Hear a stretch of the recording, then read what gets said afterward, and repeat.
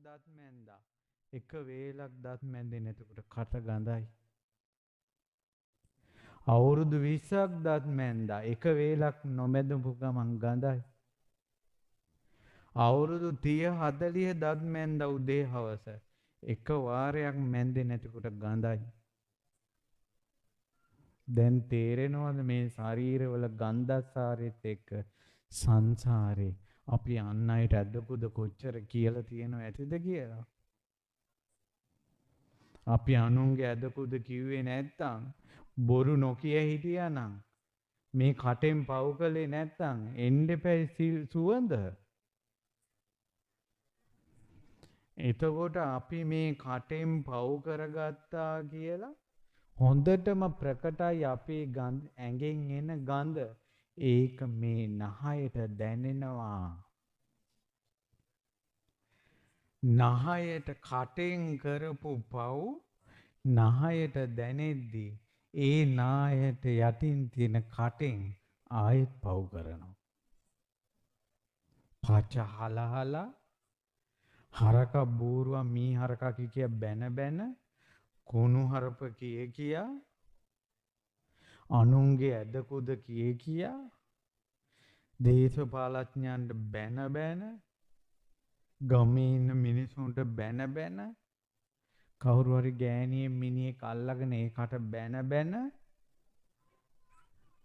හාමුදුරුවන්ටත් බැන බැන කරන පින්කම් වලටත් බැන බැන මේ කටෙන්ම පව් කරගන්නවා.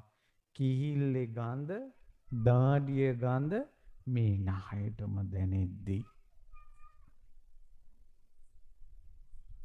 මේ විශ්වයේ අපූර්ව නිර්මාණයක් කළා.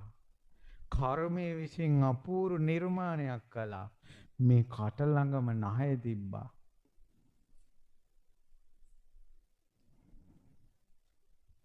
කට ළඟම නහයක් තිබ්බා.